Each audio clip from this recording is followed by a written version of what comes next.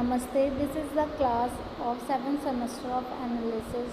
This is the continuation class of the previous class. We are studying unit 1 fluorometry and we are doing the instrumentation of fluorometry.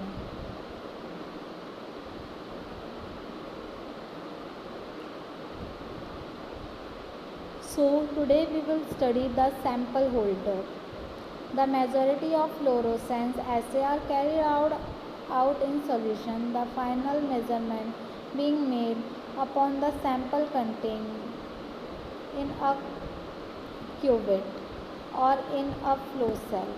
Cuvette may be cellular, square or rectangular, the latter being uncommon, and must be constructed of a material that will transmit both the incident and emitted light.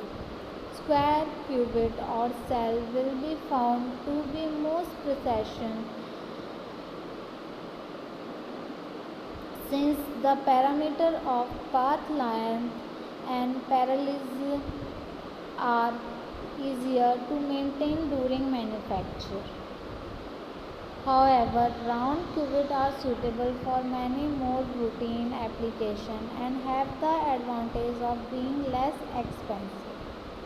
The cuvette is placed normally to the incident beam. The resulting fluorescence is giving off equally in all directions and may be collecting from either the front surface of the cell at right angle to the incident beam or in line with the incident beam. Some instruments will provide the option of choosing which collecting method should be employed, a choice based upon the characteristic of the sample. A very dilute solution will produce fluorescence equally from any point along the path taken by the incident beam through the sample. Under the condition, the right angle collection method should be used since it has the benefit of minimizing the effect of light scattering by the solution and cell. This is the usual measuring condition in analytical process. Although fluorescence takes place from very point along the light path and only a small fraction of this emission is actually collected by the instrument and transmitted to the detector. The result is that much of the solution does not contribute to the fluorescence emission and the same intensity will be observed from a much smaller volume of solution contained in a microcell whose dimensional more closely match the optical configuration of the instrument. So you can see this diagram of the fluorescence emission from a microcell whose dimension closely match the optical concentration of the instrument. So this is the microcell and you can see the fluorescence 10 mm cell.